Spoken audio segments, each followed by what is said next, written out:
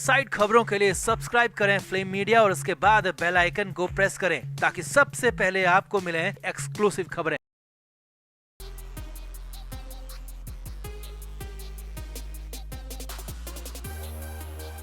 महाराष्ट्र की 288 सीटों पर वोटिंग हो रही है और इस वोटिंग में शहरी वोटर्स ने बहुत बड़ा खेल कर दिया। जी हां, अचानक महाराष्ट्र में बाजी पलट गई है। वोटिंग के बीच बड़े बड़े दावे होने लगे और इसकी वजह निकल कर आई मुंबई, पुणे, नागपुर के वोटिंग पैटर्न। जी हां, इन वोटिंग पैटर्न से खलबली मच गई है। महाराष्ट्र में तस्वीर दिख गई है नतीजों वाली और शहरी वोटर्स ने बहुत बड़ा वाला खेल कर दिया है। तो क्या है ये खेल, क्या हुआ महाराष्ट्र की वोटिंग में, सब कुछ आपको दिखाते हैं, बताते हैं। आप भी इस वीडियो को शेयर करें और कमेंट बॉक्स में जरूर बताएं कि आप कितने सहमत हैं कि शहरी वोटर्स ने इस बार कितना बड़ा खेल किया है। कमेंट जरूर करें।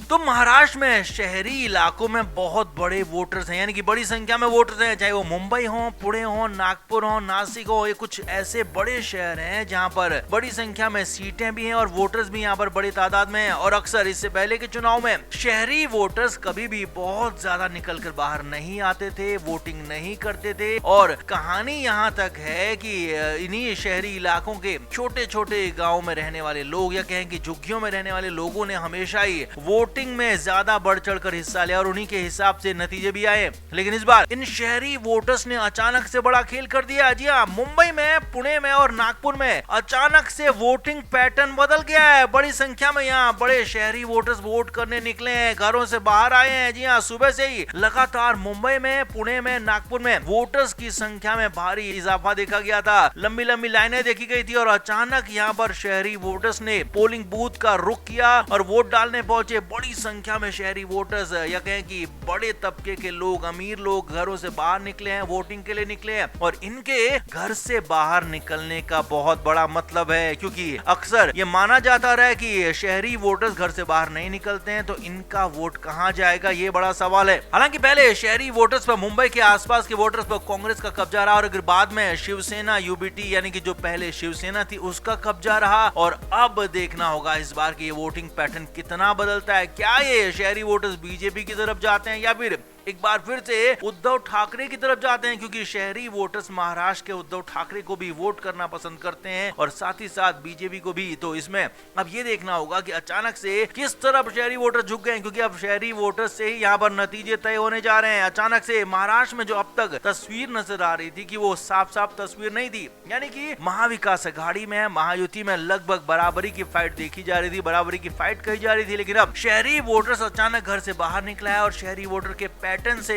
यहाँ पर बड़ी चीज ये तय हो रही है कि जहां भी वोट पड़ेगा वो एक तरफा पड़ेगा, यानी कि अब महाराष्ट्र में त्रिशंकु सरकार की उम्मीद तो बिल्कुल भी नहीं है। जी हाँ, एक तरफा वोट पड़ने से यहाँ एक गठबंधन बड़ी संख्या में जीत दर्ज कर सकता है और ये जीत अब किस तरफ होगी ये कहा नहीं जा सकता। लेकिन हाँ, कांग्रेस इसमें थोड़ा सा फायदे में इसलिए रह सकती है क्योंकि हाल फिलहाल कांग्रेस का रुझान बढ़ा है। हाल फिलहाल कांग्रेस के नाना पटोले ने शहरों में भी अपनी पार्टी को बढ़ाया है, तो यहाँ पर माना यह जा रहा है कि शहरी वोटर्स ने बड़ा खेल कर दिया है और इसीलिए अचानक बाजी भी पलट गई। कहा जा रहा है अब सरकार बिल्कुल कंफर्म बनेगी, जिसकी भी बनेगी। और बड़ी खबर यही है कि फिलहाल आगे जो नजर आ रहे हैं, पैटर्न जो कह रहा है वो यही कह रहा है पैटर्न की फिलहाल कांग्रेस थोड़ा सा आगे यहाँ पर रह सकती है। शहरी वोटर्स ने यहाँ पर बड़ा खेल कर दिया और खासतौर पर मुंबई, पुणे और नागपुर में ये पैटर्न नजर आ रहा है। यहाँ तक कि नागपुर जो कि बीजेपी का कोर इलाका है, वहां पर नागपुर में बीजेपी के पीछे जो संगठन खड़ा रहता है आरएसएस, उसका भी मुख्यालय है, तो वहां पर भी बड़ी संख्या में वोटर्स बाहर निकले हैं। अब ये देखना होगा कि नागपुर के वोटर किस तरफ निकले हैं।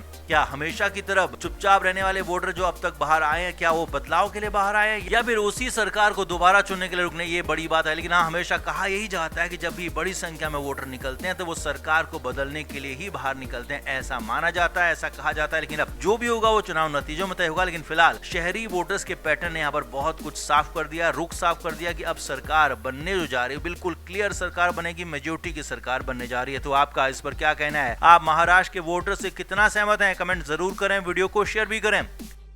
तो महाराष्ट्र में वोटिंग से पहले संजय राउत का नया खेल सामने आ रहा है, या कहें कि संजय राउत भी फंस गए हैं। अब दोनों बातें यहाँ पर सामने आ रही हैं, लेकिन खबर यह है कि संजय राउत घर से बाहर निकल नहीं रहे हैं। वोटिंग से ठीक पहले का दिन है, 19 नवंबर का दिन है, जबकि 20 नवंबर की सुबह सुबह वोटिंग शुरू हो जाएगी। तो संजय राउत अपने घर में बंद हैं, घर से बाहर नहीं निकल रहे हैं, किसी भी कार्यक्रम में नहीं गए और खबर ये है कि किसी भी कार्यक्रम में जाने का उनका कोई प्लान भी नहीं है। तो क्या संजय राउत घर के अंदर नजरबंद हो गए? क्या उन्हें नजरबंद किया गया? क्या उन्हें किसी फोर्स के तहत फोर्सफुली घर के अंदर रखा गया या फिर कुछ और? ये अलग बात है, लेकिन हाँ, बड़ी खबर ये कि महाराष्ट्र में नया खेल शुरू हो गया है। कुछ लोगों का यहाँ तक कहना है कि संजय राउत ने उद्धव ठाकरे के खिलाफ, यूबीटी के खिलाफ, महाविकास अघाड़ी के खिलाफ बगावत शुरू कर दी है, क्योंकि शिवसेना यूबीटी का सारा बूथ मैनेजमेंट का काम संजय राउत ही देखते थे। कार्यकर्ताओं से मिलना, बूथ मैनेजर से मिलना जुलना, उनको मैनेजमेंट करना, पूरा का पूरा काम संजय राउत ही देखते थे। लेकिन अचानक चुनाव से ठीक पहले वाले दिन में यूबीटी का बूथ मैनेजमेंट फंस गया है। उद्धव ठाकरे की समस्याएं बढ़ गई हैं बहुत ज्यादा, क्योंकि संजय राउत बूथ मैनेजर से बात नहीं कर रहे हैं, ऐसी भी खबरें आ रही हैं। तो क्या संजय राउत तिकड़म भिड़ा रहे हैं या फिर उन्होंने उद्धव ठाकरे को फंसाने की कसम ही खा लिया? बड़ी खबर अंदर की ये भी है कि संजय राउत कई ऐसे नाम थे जिनको अपने कोटे से वो विधायक का टिकट दिलवाना चाहते थे, लेकिन कर नहीं पाए। तो क्या संजय राउत आखिरी वक्त में कुछ ऐसा करना चाहते हैं कि अगर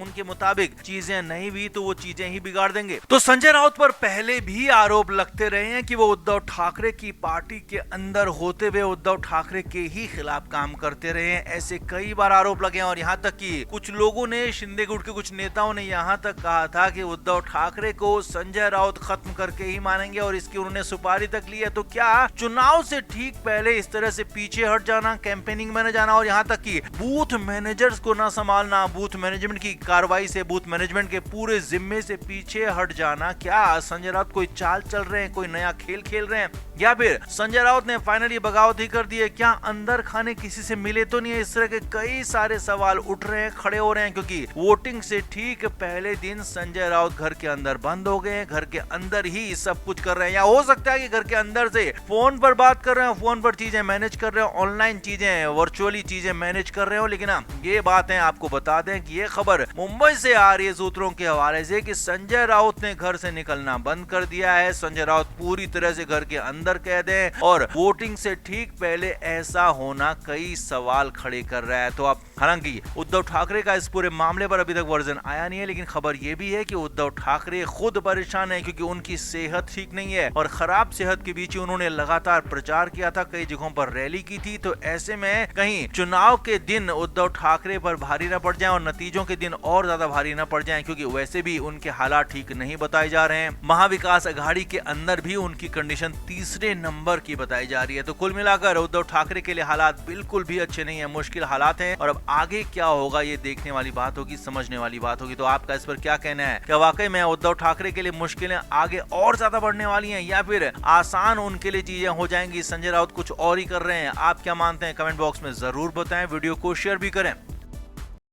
फ्लेम मीडिया रिपोर्ट।